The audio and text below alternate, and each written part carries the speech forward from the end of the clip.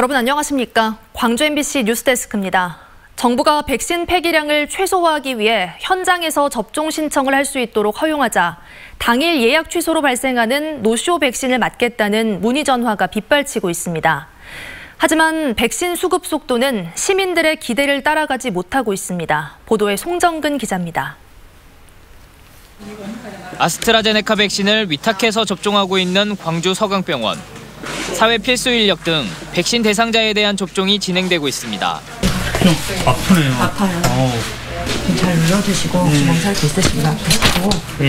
정부에서 백신 폐기량을 최소화하기 위해 예비 명단에 없더라도 백신이 남으면 현장 신청을 받도록 허용하면서 위탁 기관의 예약 전화가 폭주하고 있습니다. 노쇼가 발생하거나 백신 잔류량이 남게 되면 예비자 명단에 따라 백신 접종이 진행되는데 백신 접종을 희망하는 시민들은 의료기관에 직접 전화를 걸어 예약을 해야 합니다. 예약 전화가 많이 오고 있고요. 그렇게 하고 있으면 저희가 그 예약 명단을 받아가지고 그날 잔류량이 생기게 되면 전화 드려가지고 오시라고 말씀드려서 접종하고 있습니다. 다만 노쇼나 당일 예약 취소 건수는 그렇게 많지 않습니다. 하루에 한두 명꼴로 노쇼가 발생하고 있는데 지난달 말일 기준으로 전체 예방접종 대상자의 0.7%인 810여 명이 노쇼를 한 것으로 나타나고 있습니다. 화이자 접종 같은 경우에는 거의 이제 노쇼가 없고요. 이제 단체로 모시고 오기 때문에 혹시 가끔 한 명이 있다 하더라도 주로 미접종자가 발생한 읍면동 내 접종 대상자 어르신은 1번이고요. 백신도 현재 점점 바닥을 드러내고 있습니다. 화이자 백신의 경우 현재 1차 접종 대상자 가운데 절반 정도만 백신 접종을 마쳤고 나머지 대상자는 5월 하순부터나 접종을 받을 수 있습니다. 1만여 명분 정도밖에 남아있지 않은 아스트라제네카 역시 5월 중순 이후에나 물량이 공급될 것으로 예상되고 있습니다. 정부는 백신별 도입 물량을 1차 접종과 2차 접종으로 효과적으로 배분하고 있다고 밝혔지만 5월 중순까지는 백신 보릿고개를 피할 수 없을 것으로 보입니다. MBC 뉴스 송정근입니다.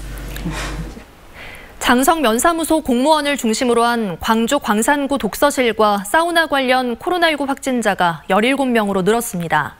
광주시에 따르면 독서실과 교회, 사우나 등에서 연쇄 감염이 이루어지면서 지금까지 광주에서 12명, 전남에서 5명 등 모두 17명이 확진 판정을 받았습니다. 이와는 별도로 광주에서는 치킨집을 운영하는 부부와 자녀, 직원 등 5명이 어제와 오늘 이틀 사이 잇따라 확진됐습니다.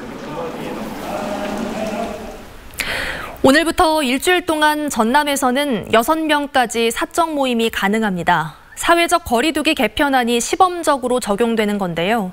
주말 동안 고흥 지역을 중심으로 확진자가 쏟아져 긴장을 늦출 수 없습니다. 김진선 기자의 보도입니다. 이번 주말까지 전남에서 시범 적용되는 사회적 거리두기 개편안. 사적 모임은 6명까지 가능하지만 행사 가능 인원은 500명에서 300명으로 강화, 시설 면적당 이용 인원도 확대됐습니다. 영업시간 등 생업시설에 대한 운영시간 제한도 없습니다. 앞서 시범 적용을 실시한 경북의 경우 8명까지 사적 모임을 허용했지만 12개 군에만 한정된 것과 달리 전남은 전 지역을 대상으로 허용 범위를 조정했습니다.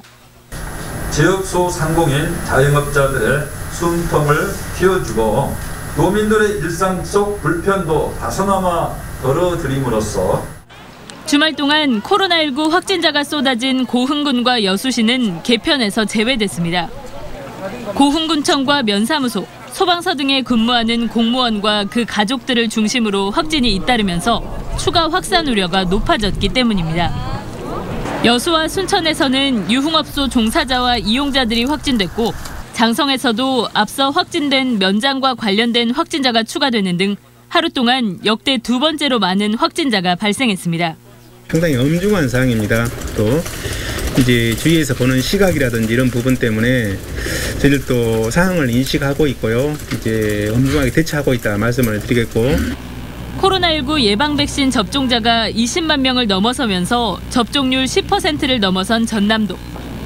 이번 주 시범 적용 기간 동안 확진자 수와 백신 접종률 등을 살펴 개편안을 연장하거나 8명까지 사적 모임 확대를 검토한다는 방침입니다. MBC 뉴스 김진선입니다.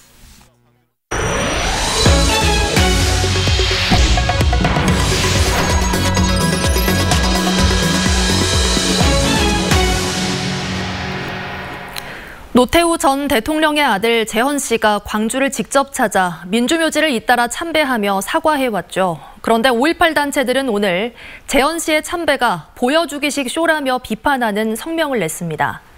말로만 사죄를 하고 있다는 건데 무엇이 논란인지 우종훈 기자가 취재했습니다. 지난달 노태우 전 대통령 아들 재헌 씨가 국립 5.18 민주묘지를 찾아 참배했습니다.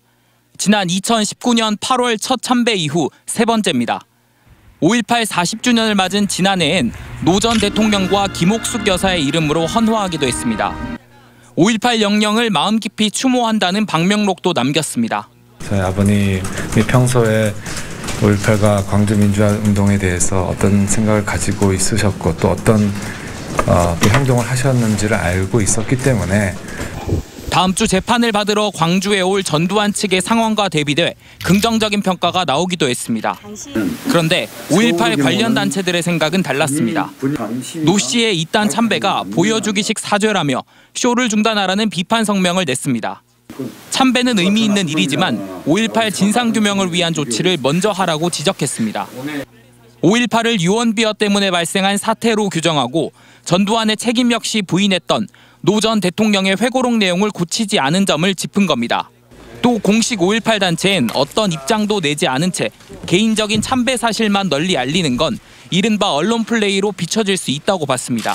5.18과 연관해서는 진상규명에도 미치지 못하고 사죄라고도 받아들이기 어려운 그런 행위로만 일관되고 있다는 점이 저는 문제라고 보입니다. 다시 맞은 5월, 재헌 씨가 자신만의 참배를 어떻게 이어나갈지 주목받고 있습니다. MBC 뉴스 우종훈입니다.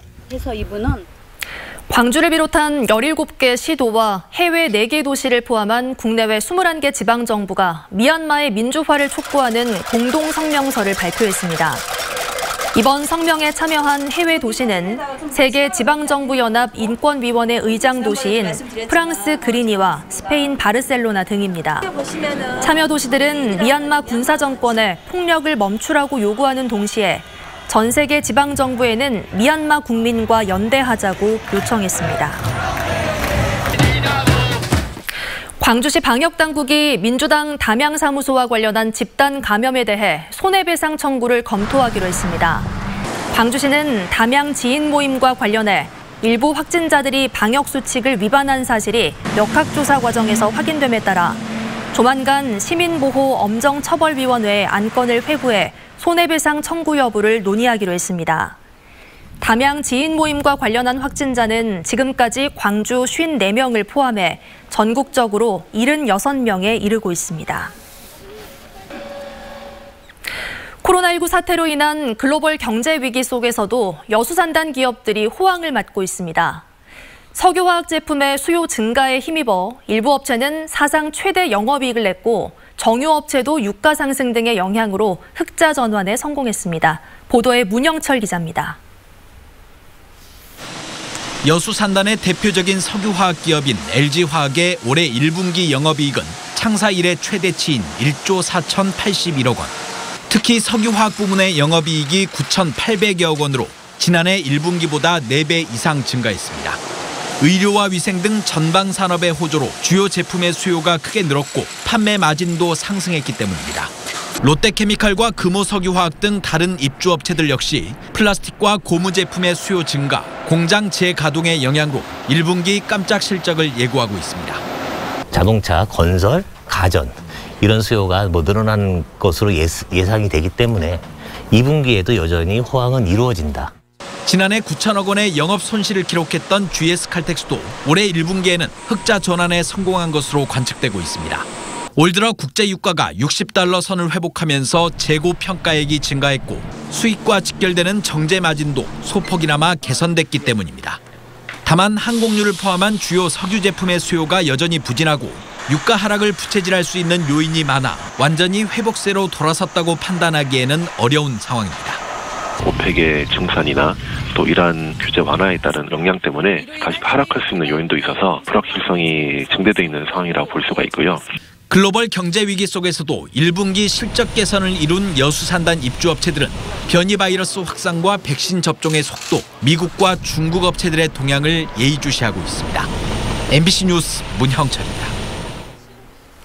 영호남 6개 시도지사들에 이어 6개 시도의회 의장들이 달빛 내륙철도 건설 사업을 4차 국가철도망 구축계획에 반영하라는 내용의 공동 건의문을 발표했습니다. 광주와 대구, 전남북과 경남북 등 6개 시도의회 의장들은 건의문에서 달빛 내륙철도는 동서화합과 진정한 국민통합을 위해 반드시 필요하다며 정부의 역사적인 결단을 촉구했습니다. 농지법 위반 혐의를 받고 있는 FC서울 기성용 선수가 경찰 조사를 받았습니다.